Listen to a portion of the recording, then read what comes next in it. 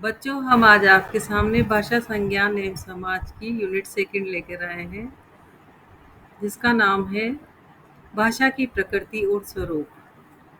Unit second, भाषा की प्रकृति और स्वरूप। बुक का नाम है भाषा संज्ञान एवं समाज। पहला प्रश्न है, एक बच्चे के स्वाभाविक भाषा विकास के लिए कौन सी दो बातों का होना जरूरी है? बच्चे के स्वाभाविक भाषा विकास के लिए बच्चा बिना किसी दबाव के, बिना किसी तनाव के भाषा को सीख ले, तो इसके लिए है भाषा का उपयुक्त सानिध्य मिले और एक परिवेश, मतलब उसके आसपास ऐसा वातावरण हो जो वो भाषा बोली जाती हो, और उसका परिवेश, उसका आसपास का वातावरण इस प्रकार का हो जहाँ उसको सीखने समझने में सुविधा हो। दूसरा क्वेश्चन है, अंग्रेजी और हिंदी के वाक्यों में प्रमुख अंतर क्या है? तो हिंदी में क्रिया का स्थान वाक्य के अंत में होता है। क्रिया का स्थान कहाँ होता है? वाक्य के अंत में। मैं जाता हूँ, है ना? और अंग्रेजी में वाक्य के मध्य में। ठीक है ना? अंग्रेजी में कहाँ होगा? वाक्य में, वाक्य के मध्य में। जैसे आई एम गोइंग, ठीक है? तो एम का आया है वाक्य के मध्य में, और गोइंग शब्द आया है लास्ट में। दूसरे और उदाहरण से हम ले सकते हैं इनको कि अधिकांश आप नोट करेंगे वाक्य जब जब पढ़े जाते हैं या लिखे जाते हैं, तो हिंदी में तो क्रिया का स्थान वाक्य के अंत में आता है और अंग्रेजी में वाक्य के मध्य में आता है। कितने ही सेंटेंस उठा के हम इसमें देख सकते हैं। मनुष्य अपने मन की बात किसके कारण से दूसरे को बताने में सक्षम हो पाता है? ऐसी कौन सी विधि है या कौन सा तरीका है, ऐसा क्या है जिसकी वजह से मनुष्य अपने मन की बात किसी और को बताने में सक्षम हो पाता है? तो आंसर है, मनुष्य अपने मन की बात भाषा के कारण ही दूसरे को बताने में सक्षम हो पाता है। भाषा के कौन-कौन से रूप मिलते हैं? भाषा के औपचारिक, अनौपचारिक तथा लिखित, मौखिक रूप मिलते हैं। मूल रूप से भाषा क्या है? इसका उपयोग हम कैसे करते हैं? मूल रूप से भाषा प्रतीकों की वाचिक व्यवस्था है। जब हम किसी चीज़ के बारे में बताना चाहते हैं, तब हम भाषा का उपयोग इस चीज़ को बताने में करते हैं। आमतौर पर स्कूलों में शुरुआती स्तर पर बच्चों को सुनने, बोलने के लिए किस तरह के मौके दिए जाते हैं? क्या ये पर्याप्त है? बताइए। तो स्कूलों में बच्चों को जब शुरुआती स्तर यानी कि उनकी छोटी कक्षाएँ होती है, तब उनको सुनने और बोलने के मौके दिए जाते हैं। तो वो क्या वो पर्याप्त है और सही है या गलत है? ये बताना है। तो उत्तर है, शुरुआती स्तर पर अवसर दिए जाते हैं जिसे कविताएँ, गीत, गिनती, वर्णमाला आदि बोलने के रूप में होते हैं। जैसे बालक को कविता लर्न करवा दी, गीत बोलने के लिए कह दिया, गिनती सुनाओ, वर्णमाला सुनाओ, तो बालक उन्हें अक्षरशः दोहरा देते हैं। ये अपर्याप्त है। इन अवसरों में बच्चों की स्वतंत्र अभिव्यक्ति भी शामिल होनी चाहिए। इसमें बालक अपने विचार प्रकट नहीं कर पाता है, उसे जो रटा दिया गया है, समझा दिया गया है, बालक वही बोल पाता है। ध्वनि विज्ञान किसे कहते हैं? ध्वनि विज्ञान वह विज्ञान है जो ध्वनि विषयक स्वरूप, भेद, अंग, उच्चारण, अवयव और नियम आदि का वैज्ञानिक ढंग से अध्ययन करता है। मतलब ध्वनि विज्ञान वह विज्ञान है जो ध्वनि विषयक स्वरूप, ध्वनि का स्वरूप, उसका भेद, उसके अंग, उसका उच्चारण, अवयव और नियम आदि का वैज्ञानिक ढंग से जो अध्ययन किया जाता है, वो ध्वनि विज्ञान कहलाता है। ध्वनि विज्ञान को अध्ययन क्षेत्र के आधार पर कितनी शाखाओं में विभक्त किया गया है?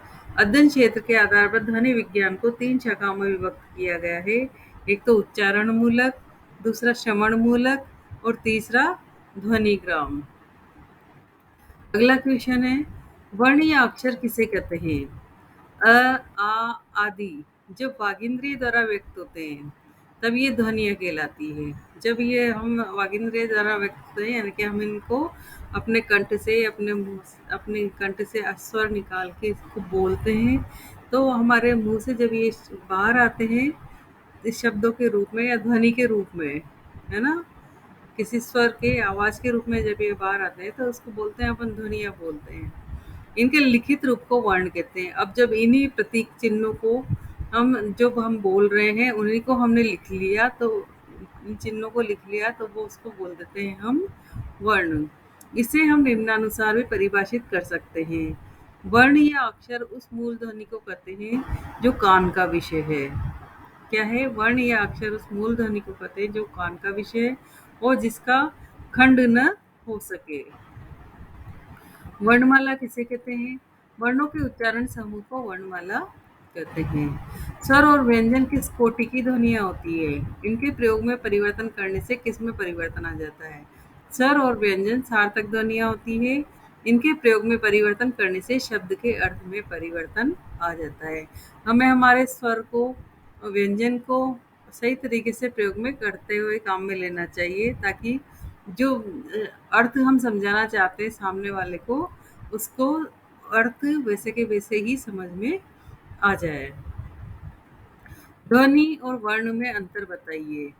ध्वनि अ, आ आदि जब वागिंद्रिय द्वारा व्यक्त होते हैं तब ये ध्वनियाँ कहलाती है। और वर्ण होता है जब ध्वनियों के लिखित रूप को वर्ण कहते हैं। जब मुंह से बोल दिया तो क्या है? ध्वनि है। और जब इनको लिखित उस संकेतों को हमने लिख लिया तो वो वर्ण हो गया। ध्वनि बोलने और सुनने के काम आती है, जबकि वर्ण लिखने और पढ़ने और देखने के काम आता है। भाषा की उत्पादकता किसे कहते हैं? प्रत्येक भाषा में कुछ सीमित ध्वनियों से विविध शब्द तथा उससे असीमित वाक्य बनाए जाते हैं। इसे ही भाषा की उत्पादकता कहते हैं। देखो, प्रत्येक भाषा में कुछ सीमित ध्वनियों से, है ना? कुछ सीमित ध्वनियों हैं, जैसे हमारे यहाँ स्वर और व्यंजन है ना? तो निश्चित ध्वनियाँ हैं वो, उनसे क्या बनते हैं? विविध शब्द बनते हैं और वाक्य बनते हैं। इसे ही भाषा की उत्पादकता कहते हैं। ठीक है? शब्द पद कब बनता है? अर्थ संप्रेषण की आधारभूत इकाई शब्द है। अन्य शब्दों के संयोजन से जब शब्द पूर्ण एवं स्वतंत्र कथन के संप्रेषण का साधन बन जाता है तो शब्द पद बन जाता है। मतलब अन्य शब्दों के संयोजन से, यानी कि इसमें अन्य शब्द भी आकर जुड़ते हैं और पूर्ण स्वतंत्र कथन का संप्रेषण का साधन बन जाता है। तो जब इसमें शब्द पूर्ण एवं स्वतंत्र कथन, जब अन्य शब्द भी आकर जुड़े तो एक कथन बन गया और संप्रेषण का साधन बना, यानी कि हमने कुछ बोला है, समझाया है या लिखा। ठीक है? यानी कि उससे कुछ ना कुछ विचार प्रकट हुआ, कुछ भावनाएं प्रकट हुई, कुछ संप्रेषण हुआ। स्वतंत्र कथन के संप्रेषण का साधन बन जाता है। ठीक है? तो क्या होता है? तब वह शब्द पद बन जाता है। ठीक है? वाक्य कब सार्थक संवाद कहलाते हैं? जब वाक्यों में आकांक्षा, सन्निधि तथा योग्यता का भाव होता है तब वे सार्थक संवाद कहलाते हैं। कौन कौन सी चीजें वाक्य में क्या हो? एक तो आकांक्षा हो, दूसरा सन्निधि हो, तथा उसमें योग्यता हो। जब ये तीनों भाव उसमें होते हैं तो सार्थक संवाद कहलाता है। एक शिक्षक को बच्चों की बातचीत के प्रति कक्षा में क्या व्यवहार अपनाना चाहिए? तो बच्चे कभी भी निरुद्देश्य बातचीत नहीं कर रहे होते हैं। बातचीत में इनके उपयोगों के प्रति सचेत होने के लिए जरूरी है कि हम बच्चों की बात सुनने की आदत डालें, जो कि अक्सर हम बड़े नहीं करते। हम क्या करते हैं? उन्हें, जैसे बच्चे बात कर रहे हो तो हम सीधे डांटते, बात क्यों कर रहे हो, चुप हो जाओ। तो बच्चे बात क्या कर रहे हैं, किस विषय पे कर रहे हैं, हमें ये जानने का प्रयास करना चाहिए। किसी भी आम बातचीत में मस्त बच्चे अनायास ही अवलोकन, तुलना के साथ साथ कई बार कल्पना और भविष्यवाणी भी करते हैं। साथ ही अपने पक्ष को मजबूत करते हुए तर्क भी देते नजर आते हैं। हमें बातचीत में बच्चों के लिए सीखने की संभावनाओं को पहचानना होगा। भाषा की औपचारिक और अनौपचारिक स्थिति की विवेचना कीजिए, अथवा भाषा के औपचारिक अनौपचारिक स्वरूप के गुणों का उल्लेख कीजिए। हमें अपने प्रतिदिन के जीवन में ऐसी स्थितियों का सामना करना पड़ता है जहाँ पर भिन्न भिन्न प्रकार से भाषा का प्रयोग करना पड़ता है। किसी अवसर पर भाषा में व्याकरणिक अथवा संरचना संबंधी सावधानी बरती जाती है, जबकि कहीं पर व्याकरणिक नियमों में शिथिलता बरती जाती है। भाषा का उपयोग साहित्य रचना में भी अलग अलग परिस्थितियों को उत्पन्न करने के लिए अथवा संदर्भ स्थिति को आवश्यकता अनुसार अलग अलग तरीके से किया जा रहा है। यही भाषा का औपचारिक तथा अथवा अनौपचारिक स्वरूप है। जहाँ भाषा में व्याकरण के नियमों का पालन किया जाता है, वाक्य संरचना व्याकरण के नियम के अनुसार की गई हो, बात को स्पष्ट रूप में रखने के लिए, सटीक रूप से रखने के लिए, सटीक रूप से शब्दों का चयन हो, वहाँ भाषा औपचारिक स्वरूप लिए होती है। या यदि कहीं हमें बात रखना हो और हमने शब्दों का निश्चित चयन किया हो, या हमने उसका सटीक रूप से रखने के लिए, सटीक स्पष्ट बात कहने के लिए स्पष्ट तरीके से जो चयन किया गया हो और बोला गया हो, तो वो औपचारिक स्वरूप लिए गए होती है। जहाँ मौखिक वार्तालाप हो अथवा व्याकरणिक नियमों में शिथिलता हो, वहाँ अनौपचारिक स्वरूप होती है। जैसे कि क्या होता है कि एक बालक जब विद्यालय जाता है तो वहाँ जाते ही टीचर से गुड मॉर्निंग करता है, क्लास में जाता है, दोस्त साहब पास अपने दोस्तों से, अपने सहपाठियों से हेलो करता है, फिर अपने दिन भर औपचारिक बातचीत करता है, सही ढंग से सारे नियमों का पालन करते हुए रहता है, ठीक है? और सबसे अच्छा व्यवहार करता है, क्लास में पढ़ाई करता है, होमवर्क के लिए तैयार हो जाता है, ये सब कुछ बातें उसकी होती है। तो है ना, जिस तरह से वो व्यवहार करता है वो अलग होता है, वो औपचारिक बातचीत होती है। और जैसे वो घर में आया, वैसे उसकी माँ ने उससे पूछा कि बेटा, तुम्हें भूख लग रही होगी, खाना खा लो। तो बालक क्या बोलता है? इसका मतलब ये हुआ कि यहाँ पे अनौपचारिक है, उसने अपने मुंह से कोई शब्द नहीं निकाला और सिर्फ इशारे में बात समझा दी। तो और या फिर अपने बहन भाइयों से जो बातचीत की, ओ क्या कर रहा है, ओ तेरे ऐसे कर लिया, ऐसे कर करके जब बोलते हैं तो वो अनौपचारिक बातचीत होती है। और जब अपने सहपाठी से, विद्यालय में अपने टीचर से, अपने गुरुजनों से जब बालक बात करता है तो वो औपचारिक बातचीत होती है। ठीक है? भाषा की औपचारिक स्थिति। औपचारिक रूप में भाषा का दोनों तरह से उपयोग किया जाता है, मौखिक रूप में भी और लिखित रूप में भी। साहित्य लेखन में भाषा का औपचारिक उपयोग होता है, वहाँ लेखन में क्रमबद्धता होती है। जब साहित्य लिखते हैं तो क्या क्रमबद्ध तरीके से लिखा जाता है, एक श्रृंखलाबद्धता होती है। जबकि निबंध रचना में अथवा सरकारी पत्रों की भाषा में औपचारिकता रहती है। हम निबंध रचना करते हैं या सरकारी पत्र लिखते हैं तो उसमें बहुधीय, आकांक्षी इस तरह से वर्ड लिखते हैं, तो उसमें औपचारिकता समाहित होती है। सरकारी पत्रों में औपचारिक भाषा का प्रयोग होता है। प्राय ये पत्र एक कार्यालय, विभाग अथवा मंत्रालय से दूसरे कार्यालय, विभाग, मंत्रालय को लिखे जाते हैं। पत्र की भाषा सरल, सहज होती है। सटीक अर्थ को प्रेषित करने के लिए प्रशासनिक शब्दावली का भी प्रयोग किया जाता है। जब कार्यालय में हम की भाषा हम लिखते हैं, ऑफिस से ऑफिस में बातचीत करते हैं, तो हम प्रशासनिक शब्दावली का प्रयोग उसमें करते हैं। निबंध की भाषा में भी प्रभावशीलता होती है, क्रमबद्धता रहती है। वहाँ भाषा लिखित स्वरूप में है अथवा औपचारिक है। भाषण देते समय, मीटिंग अथवा सभाओं में बोलते समय, अपनी बात को प्रभावी रूप से रखते समय अथवा आदेश देते समय भी भाषा अपना औपचारिक स्वरूप लिए हुए होती है। यदि हम भाषण देते वक्त सही शब्दों का चयन करते हैं और पब्लिक या मीटिंग के समय करते हैं कि या सभा में बोलते समय करते हैं, तो हमारी भाषा को प्रभावी बनाने के लिए अच्छे शब्दों का चयन करते हुए हम बोलते हैं। तो ये आदेश देते समय भी बोलते हैं, तो वो भाषा औपचारिक होती है। कि भाषा की अनौपचारिक स्थिति। अनौपचारिक रूप में भाषा का दो तरह से उपयोग किया जाता है, मौखिक रूप में भी और लिखित रूप में भी। आमतौर पर दैनिक जीवन के वार्तालाप में हम भाषा के अनौपचारिक स्वरूप का ही प्रयोग करते हैं। इसमें वाक्यों अथवा शब्दों में क्रमबद्धता नहीं होती है, तथा साथ ही वाक्यों की संरचना में व्याकरण के नियमों का पालन नहीं किया जाता है। साहित्य की कई विधाओं में भी अनौपचारिक भाषा का प्रयोग किया जाता है। उदाहरण के लिए कहानी विधा को लें। यह लिखित रूप में अनौपचारिक स्वरूप लिए हुए होती है, लेकिन उसमें आए संवाद अथवा घटनाओं में पात्रों के वार्तालाप को जब प्रस्तुत किया जाता है, तब वहाँ भाषा अनौपचारिक स्वरूप में हमारे सामने आती है। नाटकों, एकांकियों आदि में भी ऐसी स्थितियाँ कई बार आती है। क्या होता है, लिखित रूप में जब नाटक एकांकिये होते हैं, तो हम क्या करते हैं, जब पात्र ने जैसे जो शब्द बोले हैं, वो हमको हूबहू वैसे ही शब्द हम वहाँ पे लिख देते हैं, उसी की भाषा में, उसी के लहजे में उन चीज़ को लिख देते हैं, तो वो अनौपचारिक होती है। अगला क्वेश्चन, लिखित व मौखिक भाषा में क्या अंतर है? लिखित भाषा, मौखिक भाषा में अंतर। लिखित मौखिक भाषा विचारों के आदान प्रदान, वाद विवाद, संवाद, भाषण की भाषा है। मौखिक भाषा कौन सी है? आदान प्रदान की, वाद विवाद की, संवाद की और भाषण की भाषा है। जबकि लिखित भाषा में हम कानों से सुने गए विचारों को लिपिबद्ध कर सकते हैं। मौखिक भाषा अस्थायी होती है, किसने क्या कहा, क्या इसका कोई ठोस प्रमाण नहीं है, परंतु लिखित भाषा स्थायी होती है तथा कानून के द्वारा लिखित लेखों को मान्यता प्राप्त होती है।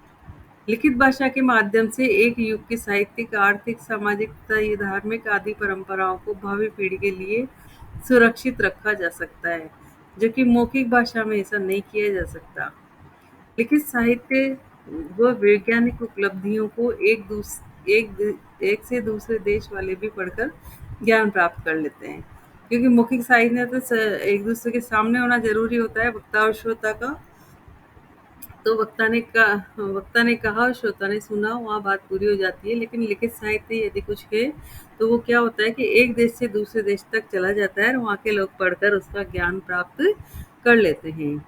किसी भी विषय में किए गए नवीन शोध को लिखित रूप में ही एक दूसरे को हस्तांतरित किया जाता है। किसी यदि एडिसन ने बल्ब का आविष्कार किया था, तो उस समय यदि वो मौखिक रूप में कहकर ही छोड़ देता तो अभी तक हम तक हासिल नहीं होता। उसको लिखित रूप में लिखा गया, लिखित उसका लिखित रूप ही एक पीढ़ी से दूसरी पीढ़ी को हस्तांतरित हुआ और आज कई तरह के जो आविष्कार हैं आगे और भी होते चले जा रहे हैं। मौखिक भाषा में वक्ता श्रोता आमने सामने होना आवश्यक है। लिखित भाषा में लेखक अपने ज्ञान को लिखकर प्रकाशित करता है, जिससे दूर दराज के व्यक्ति लाभान्वित होते हैं। लिखित लेखों, अभिलेखों, पुस्तकों का एक भाषा से विश्व की दूसरी भाषा में भी अनुवाद किया जाता है, जिससे अन्य भाषा भाषी भी लाभान्वित होते हैं। जो लिखित दस्तावेज होते हैं, जैसे कोई लेख हुआ, अभिलेख हुआ या कोई पुस्तक लिखी हो, तो वो एक भाषा से दूसरी भाषा में उसका अनुवाद भी हो सकता है और अन्य, जिससे क्या होता है कि अन्य भाषा के लोग भी उससे लाभान्वित होते हैं। अगला क्वेश्चन है, लिखित भाषा के उद्देश्यों का वर्णन कीजिए। लिखित भाषा के उद्देश्य। लिखित भाषा के महत्व के संदर्भ में निम्नलिखित उद्देश्यों की चर्चा की जा सकती है। पहला है वर्णों की ठीक और सुंदर बनावट लिखना सिखाना। सबसे पहला क्या होता है, लिखित भाषा के लिए इस बात पे ध्यान दिया जाता है कि जो भी वर्ण वो बालक लिख रहा है उसने ठीक लिखा है और सुंदर लिखा है। सुंदर तथा सुडौल लेख का अभ्यास करवाना। जो अब छोटी कक्षाओं में बालकों को अभ्यास कराया जाता है कि वो सुंदर राइटिंग में लिखें और अच्छे-अच्छे सुंदर-सुंदर अक्षर बनाएँ। शुद्ध वर्तनी का ज्ञान करवाना, उसके बाद उनकी वर्तनी शुद्ध होनी चाहिए, उसका उनके ज्ञान करवाया जाता है। छात्रों को वाक्य रचना के नियमों से अवगत कराना, वाक्य किस सेंटेंस किस प्रकार बनेगा उसके नियम उसको बताना। विराम चिन्हों का उचित प्रयोग करने की शिक्षा देना, कहाँ पूर्ण विराम लगाना है, कहाँ उद्धरण चिन्ह लगाना है, कहाँ कोमा लगानी है, इसका बालक को ज्ञान देना। विद्यार्थियों में शब्द के विभिन्न रूपों जैसे भाषा में मुहावरों, लोकोक्तियों, सूक्तियों का प्रसंगानुकूल प्रयोग करने की शिक्षा देना। जब बालक लिखता है तो उसमें विभिन्न तरह की बातें उसको सिखाई जाती है कि तुम भाषा में जो भाषा लिख रहे हो, जैसे हिंदी भाषा में कुछ लिख रहे हो तो कहीं-कहीं पर आप मुहावरे, लोकोक्ति और सूक्तियों का प्रयोग भी करें, जिससे लेखन और भी अनुकूल लगे। छात्रों को इस योग्य बनाना कि प्रसन्नाकुल और विषयानुकूल भाषा का प्रयोग कर सके। तो बालक को जब धीरे-धीरे भाषा का ज्ञान करवाया जाता है, तो इस उस बालक प्रसंग के अनुकूल और विषय के अनुकूल लिख सके, उसका इस योग्य बनाया जाता है। विद्यार्थियों में तार्किक रूप से विचारों को अभिव्यक्त करने की योग्यता प्रदान करना। विद्यार्थियों में तार्किक रूप से विचारों को अभिव्यक्त करने की योग्यता प्रदान करना। विद्यार्थियों में ये योग्यता उत्पन्न करना कि वह अपने विचारों या भावों को लिखित रूप से व्यक्त कर सके। लिखित रूप से व्यक्त कर सके। विद्यार्थियों में ये योग्यता उत्पन्न करना कि वह अपने विचारों को सुगठित और सुनिश्चित रूप से प्रकट कर सके। अगला है, छात्रों में ये योग्यता उत्पन्न करना कि वह अपने विचारों को अनुच्छेदों में विभाजित करके लिखित रूप में व्यक्त कर सके, यानी कि एक-एक पैराग्राफ में अपनी-अपनी बात को स्पष्ट रूप से व्यक्त कर दे। विद्यार्थियों की सृजनात्मक शक्तियों को विकसित करके उन्हें मौलिक रचना कार्य की ओर अग्रसर करना। बालक में कौन सी सृजनात्मक शक्ति है, कुछ कहाँ पे वो नया कर सकता है, कहाँ पे कुछ अच्छा लिख सकता है या कुछ अच्छा बता सकता है, तो उसकी मौलिक रचना कार्य की ओर से अग्रसर करने का काम करती है भाषा। साहित्य के प्रति छात्रों में रुचि जागृत करना, ये भी एक होता है। इसके माध्यम भाषा के माध्यम से होता है कि साहित्य के प्रति छात्रों के मन में रुचि जागृत की जा सकती है। स्पष्ट और साफ-साफ लिखने की आदत डालना, बालक में स्पष्ट और साफ लिखने की आदत डाली जा सकती है। छात्रों को इस योग्य बनाना कि वे भाषा और साहित्य के प्रति स्वस्थ दृष्टिकोण अपनाएं। मौ- अगला क्वेश्चन है, मौखिक अभिव्यक्ति में भाषा का क्या महत्व है? मौखिक भाषा के विकास में किन-किन प्रवृत्तियों का योगदान आवश्यक है? स्पष्ट कीजिए। कौन सी मौखिक अभिव्यक्ति में भाषा का क्या महत्व है? मौखिक भाषा के विकास में किन-किन प्रवृत्तियों का योगदान आवश्यक है? स्पष्ट कीजिए। तो पहले है मौखिक भाषा। मौखिक कार्य से ही भाषा शिक्षण प्रारंभ होता है। कोई भी कार्य प्रारंभ करें तो सबसे पहले मुँह से निकलने वाली जो ध्वनि है, उसी से ही इसका आरंभ होता है। बालकों को विद्यालय की या प्रारंभिक कक्षाओं में ही मौखिक अभिव्यक्ति द्वारा भाषा विकास किया जाना चाहिए। जो बालक की छोटी कक्षा होती है तो उसे सबसे पहले बोलकर ही बताना चाहिए हर एक चीज़। मौखिक अभिव्यक्ति और मौखिक कार्य का महत्व। मौखिक अभिव्यक्ति बालक के व्यक्तित्व विकास की दृष्टि से अत्यावश्यक है। बालक जब अपना उच्चारण करना सीख जाता है, मुँह से बोलना सीख जाता है, शब्दों को बोलना समझना सीख जाता है, तो मौखिक अभिव्यक्ति द्वारा बालक को विचाराभिव्यक्ति के सुअवसर प्राप्त होते हैं। तो जब बोलना सीख जाता है तो अपने विचार भी प्रकट करना वह सीख जाता है और आत्म प्रकाशन का उसको पूरा अवसर मिलता है। दासन महोदय ने कहा है कि मौखिक कार्य का महत्व बताते हुए लिखा है कि मौखिक कार्य भाषा की नींव तैयार कर देता है। मौखिक कार्य है जो क्या भाषा की नींव तैयार कर देता है, क्योंकि मौखिक भाषा तथा लिखित भाषा के तुल्य अंग समान ही होते हैं। जो कहते हैं कि जो बहुत अच्छी भाषा बोल लेता है और बोल लेता है वो उतना अच्छा लिख भी सकता है और अच्छा शब्दों का चयन कर लेता है। मनुष्य जीवन में लिखित कार्यों की अपेक्षा मौखिक कार्यों का अधिक महत्व है। इसके प्रमाण में निम्नांकित बिंदु उल्लेखनीय है। पहले है अधिगम की सरलता। भाषा का उद्भव मौखिक रूप से ही हुआ है। मौखिक रूप से सीखना यानी कि अधिगम भी सरल होता है। कोई भी चीज भाषा का उद्भव यानी कि मुंह से निकले हुए शब्दों से ही हुआ है। तो है ना, जो हम अधिगम करते हैं, सीखते हैं सबसे पहले, तो मौखिक के रूप से सीखना सरल होता है। अनुकरण व अभ्यास। बालक स्वतः ही अनुकरण से भाषा के मौखिक रूप को सीखता है। किसी का अनुकरण करते हुए, जैसे टीचर ने बोला तो बालक उसी शब्द को दोहराता है। आ बोला, टीचर ने बोला आ, तो बालक भी आ शब्द दोहराता है। या टीचर ने पूरा सेंटेंस बोला तो बालक भी पूरा सेंटेंस बोलता है। तो मौखिक रूप से बोलते हुए वह सीखता है। वह घर के भाई-बहन या अन्य परिवारजनों, आस-पड़ोस के लोगों को बोलता सुनकर सेम उसी प्रकार बोलना सीख जाता है। बालक अपने आस-पास के वातावरण से सीखता है, अपने भाई-बहन से, परिवारजनों से, वो क्या बोल रहे हैं तो उनका नोट करता है, उनके कि उनके कंठ से कैसे आवाज़ निकल रही है, स्वर कहाँ से निकल रहा है, किस तरह से उच्चारण है, कैसी लय और ताल का इस्तेमाल हो रहा है, कौन-सा शब्द निकाला जा रहा है, तो उसी प्रकार से वो बोलना सीख जाता है। सर्वाधिक शिक्षा देने से भाषा के मौखिक कार्यों का अभ्यास करना प्रथम कार्य है। सबसे पहले क्या है कि सबसे पहले बालक को मौखिक कार्यों का अभ्यास करवाना चाहिए। कुशलता में सहायक। मानव जीवन में प्रतिदिन भाषा के मौखिक रूप का ही अधिक प्रयोग होता है, अतः उसे भाषा के मौखिक रूप का प्रयोग कुशलता से करने योग्य बनाने हेतु मौखिक कार्य का सम्यक ज्ञान देना भी महत्वपूर्ण है। ये विद्यालय में भी बहुत से मौखिक कार्य होते हैं, जिसमें बालक को बोलने के अवसर दिए जाते हैं और विद्यालय में, परिवार में सब जगह बालक को बोलने का अवसर देना चाहिए, जिससे उसकी मौखिक अभिव्यक्ति अच्छी बनती है। चौथा पॉइंट है विचाराभिव्यक्ति, भावाभिव्यक्ति एवं आत्म प्रकाशन का अवसर।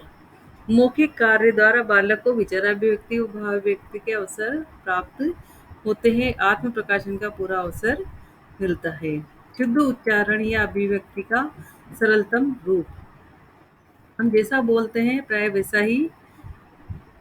ही हिंदी भाषा में लिखा भी जा सकता है।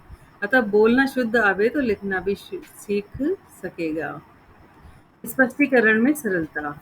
बोलकर ही अपनी बात को स्पष्ट रूप से जितना समझाया जा सकता है उतना लिखकर नहीं। मौखिक कार्य व्यवहारिक जीवन में विचार विनिमय का आधार है। सातवां है दृढ़ता में सहायक। वार्तालाप मौखिक कार्य का ही मुख्य भाग है। वार्तालाप यानी कि बातचीत। तो ये क्या है? मौखिक कार्य का ही मुख्य भाग है। वार्तालाप में जितना कोई दक्ष होगा, उतना ही आसानी से वह अपनी बात का प्रभाव जमा सकेगा। भाषा अधिक देर तक मस्तिष्क में दृढ़ रहती है। ठीक है? जो बोलकर किसी का बोला हुआ हम सुनते हैं तो हमारे दिमाग में उसके शब्द और उसकी भाषा अधिक देर तक बनी रहती है। 8वां पॉइंट है भाषण कला में निपुणता। भाषण भी मौखिक भाषा का ही रूप है। भाषण में हजारों व्यक्तियों को प्रभावित करना इस प्रजातांत्रिक की एक कला है। अतः बालकों को भाषण कला सरलता, स्पष्टता, मधुरता, प्रभाव उत्पादकता आदि में निपुण बनाने हेतु मौखिक कार्य का अभ्यास महत्वपूर्ण है। मतलब बालक उस भाषा को बोले, स्पष्ट बोले, मधुर बोले और अपना प्रभाव छोड़े। दूसरे पर अपना प्रभाव भी डाले और अपना प्रभाव भी छोड़े। इस ऐसा निपुण बनाने के लिए मौखिक कार्य आवश्यक है। 9वां पॉइंट है सजीवता व भाव प्रदर्शन। मौखिक कार्य से अधिकाधिक सजीवता एवं भाव प्रदर्शन संभव है। बालक बोलकर अपनी सजीवता और अपने भाव को प्रकट कर सकता है। रुचि जागृत होना। मौखिक शिक्षण कक्षा में सजीवता तथा रुचि उत्पन्न करता है। प्रश्नोत्तर द्वारा पढ़ाए गए पाठ में छात्र अधिक रुचि लेते हैं। यदि टीचर ने जब बच्चों को पढ़ा रहे हैं उस समय प्रश्न और उत्तर बराबर से करते गए हैं तो बालक उसमें अधिक रुचि लेता है और उसका ध्यान पूरा पढ़ाई में लगा रहता है। आत्माभिव्यक्ति में निपुणता। वार्तालाप के माध्यम से छात्र आत्माभिव्यक्ति एवं सामाजिक संबंधों में दृढ़ता और निपुणता प्राप्त करते हैं। 12वां पॉइंट है भावात्मक विकास में सहायक। बोलने वाले व्यक्ति संकोची व्यक्ति की अपेक्षा अपना संपर्क अतिशीघ्र बना लेते हैं। कहते हैं ना कि बोलने वाले का तो भूंगड़े भी बिक जाते हैं। तो जिसको बोलना अच्छा आता है, वाक कला अच्छी है, बोलने की अभिव्यक्ति अच्छी है, उसकी शब्दों का चयन सही है, तो संकोची व्यक्ति की अपेक्षा वो बोलने वाला जो व्यक्ति है वो अधिक संपर्क बना लेगा और विचारों का आदान प्रदान, स्नेह, सहानुभूति का क्षेत्र उसका बढ़ता है। इससे भावात्मक विकास एकता उत्पन्न करने में मौखिक भाषा सहायक बनती है। व्यक्तित्व के विकास के लिए भी महत्वपूर्ण होती है। 13वां पॉइंट है मानसिक और बौद्धिक विकास का साधन। बालक पहले बोलना सीखता है, उसकी लेखन कला मौखिक भाषा से प्रभावित होती है। यदि बालक शुद्ध बोलता है तो शुद्ध ही लिखेगा, जो उसके व्यक्तित्व के विकास में सहायक होती है। मानसिक बौद्धिक शक्ति का साधन भी बनती है। 14वां पॉइंट है एकाग्रचित्त व सक्रियता। बालकों को सक्रिय सचेत बनाए रखने के लिए व पाठ के प्रति एकाग्रचित्त आकर्षण के लिए मौखिक कार्य उपयोगी सिद्ध होता है। लेम्बोर्न मौखिक कार्य पर प्रकाश डालते हुए लिखते हैं कि मेरा निश्चित मत है कि पाठशाला के जीवन में अंतिम वर्ष तक लिखित कार्य की अपेक्षा मौखिक कार्य अति आवश्यक है। लेम्बोर्न महोदय कहते हैं कि मेरा निश्चित मत है कि पाठशाला के जीवन में अंतिम वर्ष तक, अंतिम वर्ष पाठशाला के जीवन में अंतिम वर्ष यानी कि स्कूल एजुकेशन का लास्ट ईयर जैसे 12th तक, अंतिम वर्ष तक लिखित कार्य की अपेक्षा मौखिक कार्य अति आवश्यक है।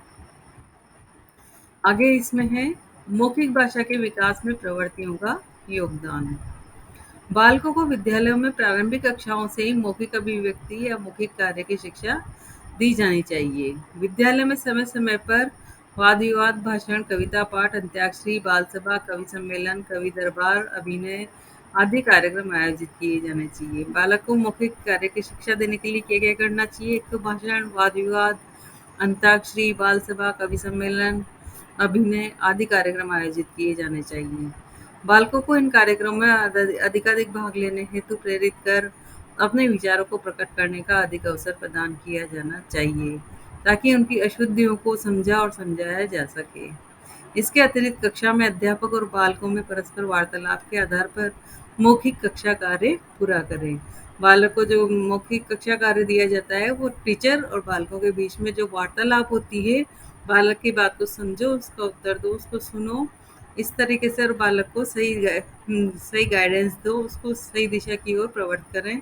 तो इस तरह से क्या मौखिक कार्य भी पूरा होगा और बालक को सही दिशा का ज्ञान भी होगा। अध्यापक बालकों के साथ घर के वातावरण की तरह प्रेम, सहानुभूति और सौहार्दपूर्ण वातावरण बनाए रखें, जिससे बालक अध्यापक से नजदीक रखकर सामान्य विषयों पर भी विचार प्रकट कर सके। तो अध्यापक को कभी एक डरावना रोल नहीं करना चाहिए, बल्कि बालकों के मन में क्या है, वो क्यों परेशान है, किस तरह की बात है, उससे उनसे बातचीत उससे करते रहना चाहिए, जिससे बालक भी क्या है अपने विचार प्रकट कर सके और अध्यापक भी अपने विचार उसको उनको बता सके। शिक्षक विषय वस्तु में बताए गए विषय छात्र क्षेत्रों को ध्यान में रखते हुए स्थानीय परिवेश परिस्थिति के अनुसार किन्हीं रोचक घटनाओं, समाचारों, उत्सव, पर्वों या प्रसंगों को आधार बनाकर बालकों के साथ वार्तालाप का आयोजन करें। अपने परिवेश में क्या हो रहा है, कौन-कौन सी घटनाएँ घट रही हैं, उनके पीछे क्या कारण है, समाचार पत्र में जो आते हैं, उत्सव है, हमारे यहाँ के पर्व है, तो क्लास में यदि सभी धर्म के लोग हैं, यहाँ राजस्थान के लोग हैं तो राजस्थान में भी कोई भीलवाड़ा से, कोई जैसलमेर से, कोई कहाँ से, कोई कोटा से, कोई किसी अन्य जगह से, डूंगरपुर बांसवाड़ा से, यहाँ से कोई बच्चा है तो हर जगह का अलग अलग बालक अलग अलग परिवेश से उठ कर आया है। तो इस तरह की उन पे चर्चा करनी चाहिए, उनकी घटनाओं के बारे में सुनना और समझना चाहिए।